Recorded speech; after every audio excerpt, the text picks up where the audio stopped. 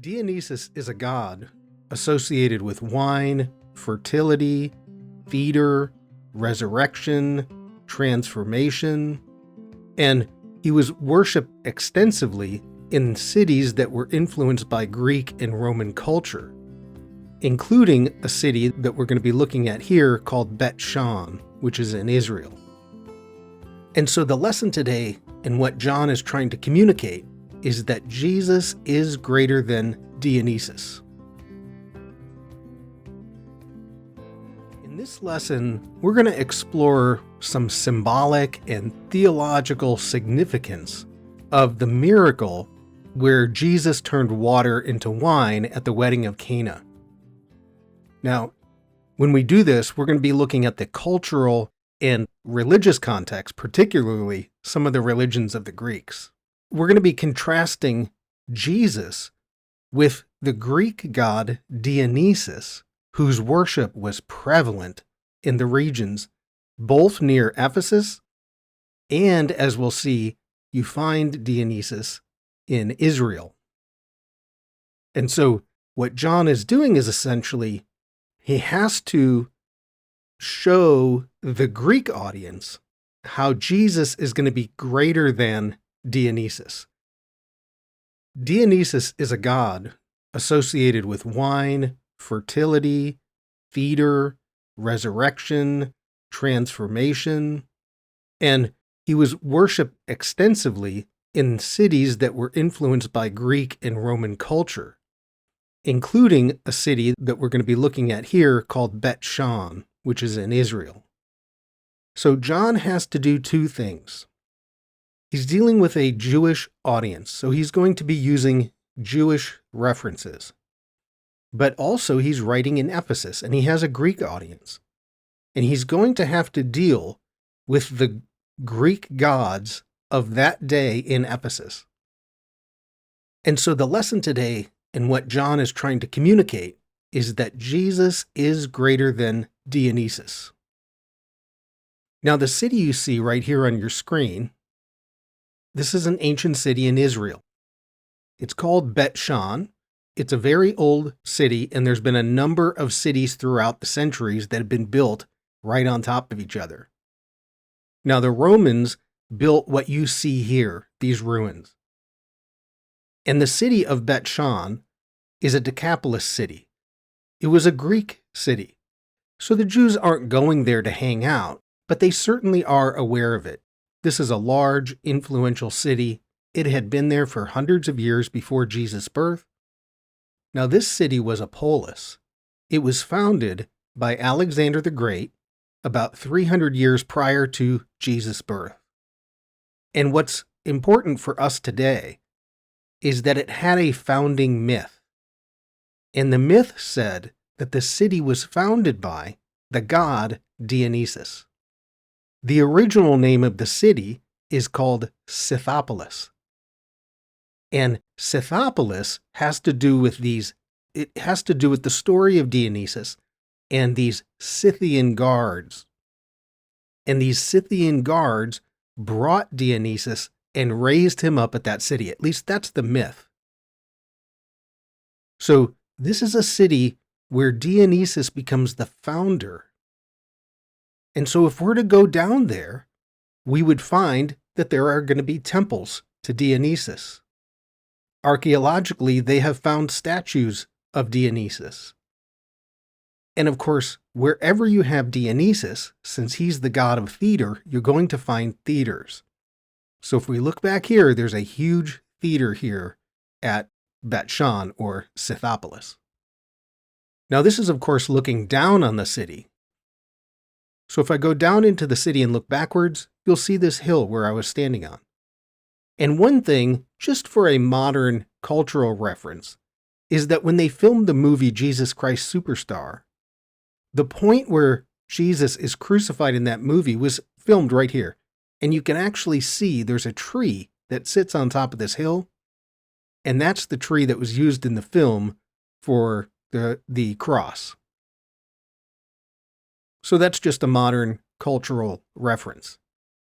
Now, the whole point in telling you this is a lot of times we think that Israel, because they had the God of the Bible, was isolated from all these other gods, that they somehow didn't penetrate Israel. But the reality is they did.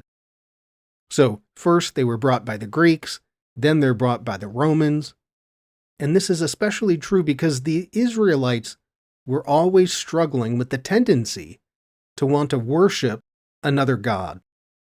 And what scholars have recognized is that when they shifted from being pastoral with flocks to becoming farmers, you have a whole different set of things that you have to deal with.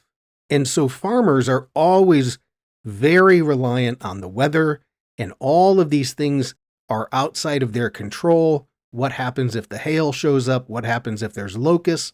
And when things aren't going well, there's this tendency to want to go over and look for another god. And Dionysus is one of those gods. Dionysus is a fertility god. He's a plant god. And so it doesn't really matter which one of the gods you might be worshiping. The fact is that the Israelites would take their eye off of the creator God. And you see this throughout the history of Israel. You see it in the Bible. And we'll see it even in one of the stories of John. Somebody taking their eye off of the creator God to worship a Greek god. Okay, so this is Bet Shan, or as you could say in Greek, Scythopolis. But I want to show you then a text that we have that's going to help us understand more about Dionysus in the land of Israel. So this text is going to be at the top of your handout. And the writing here is from a group of writings that we know as the Maccabees. And they tell the story of a group of Israelites known as the Maccabees. And so what I can do here is I'll just put a little timeline down here. About 175 BC, this is prior to Jesus, you have a king. This is a Greek king that came on the scene. His name is Antiochus Epiphanes. Now, up until this point, the Greeks were ruling over the land of Israel, but they basically left the Israelites alone. Worship your God however you want to. We're going to let you do that. But when this king showed up, he said, we're going to convert you to the Greek religions. We're going to force you to worship the Greek gods. And so what happened is you get a group that rises up and says, no way, we're not going to do it. We are zealous for our God. We're going to maintain the Torah. They're a revolutionary group, and that's the group called the Maccabees. So then about 165 BC, you get this group that rises up, and they happen to win a battle. They overthrow this Greek powerhouse. So they assume God must have been involved. There's no way they could have done this without God's help. They end up getting back the temple, they cleanse the temple, and they dedicate the temple back to God. And that word for dedication is where we get the holiday of Hanukkah. So Hanukkah comes out of this time frame. And we'll see that by John chapter 10, Jesus is celebrating Hanukkah. So Jesus is celebrating this historical event, the victory over the Greeks. But what I want you to notice here is that the Greeks had been ruling in Jerusalem. And notice what it says. So it says, verse 7, instead, out of bitter necessity, they had to observe the birthday of the king each month by eating the organs of sacrificial animals. And I want you to note that because the worship of Dionysus involved eating raw meat. Then it says, and this is again up in Jerusalem, when the festival of Dionysus arrived, they were forced to take part in the procession, honoring Dionysus, holding ivy wreaths.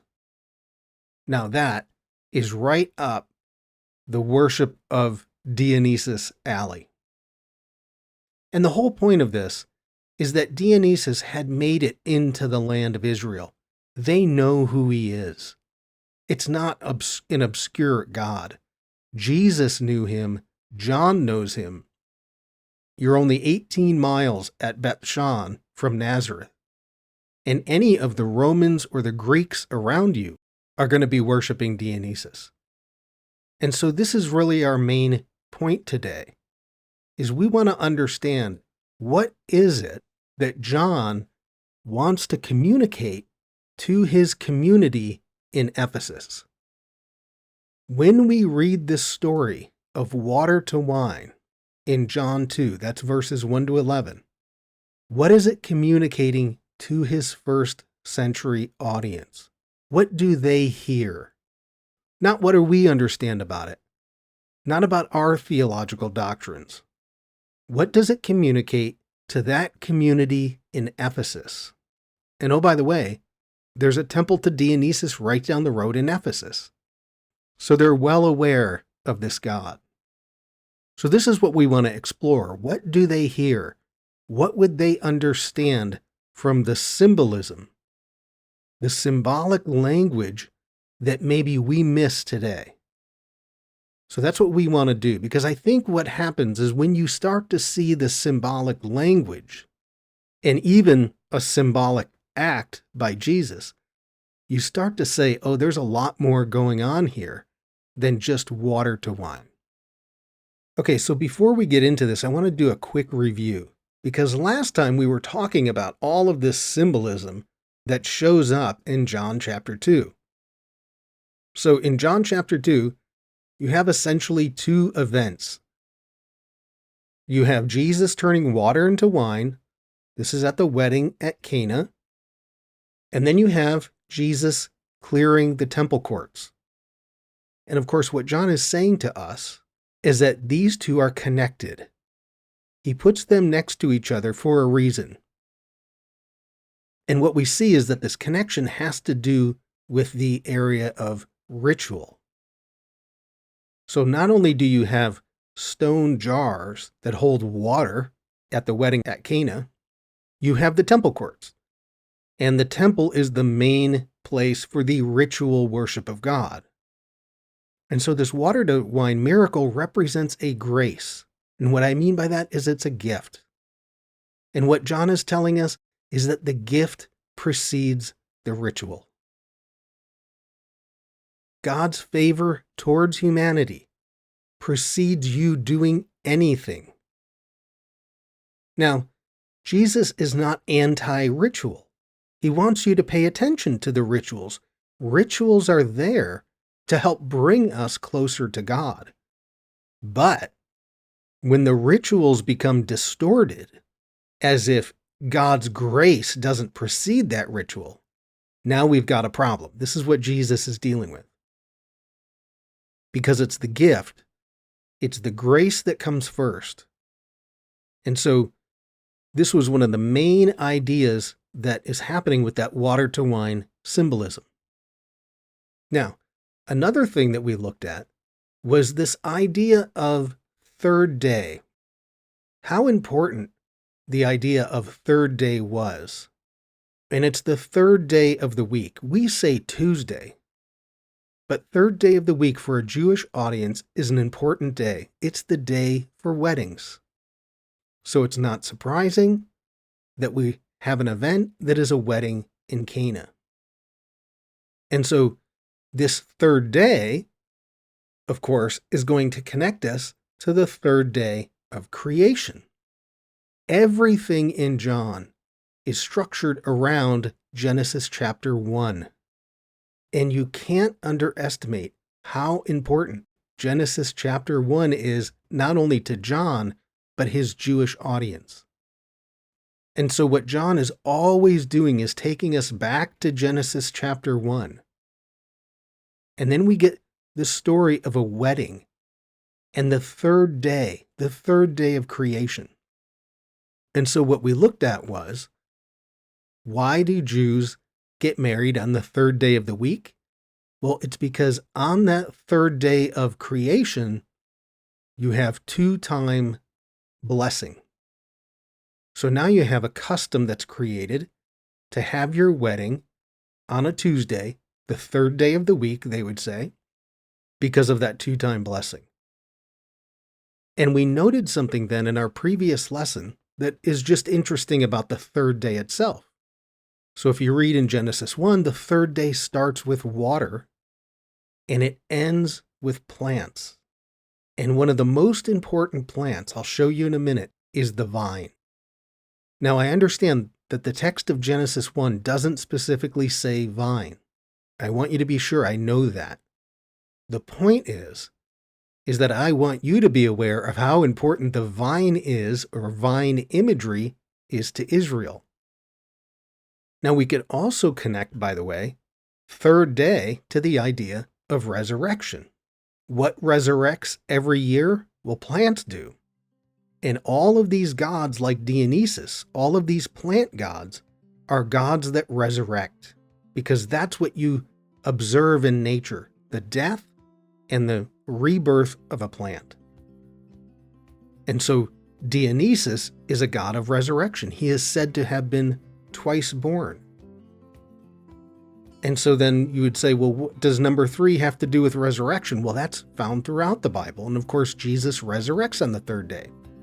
So there's a lot of rich imagery that's swirling around inside of John. And our job is to understand that imagery.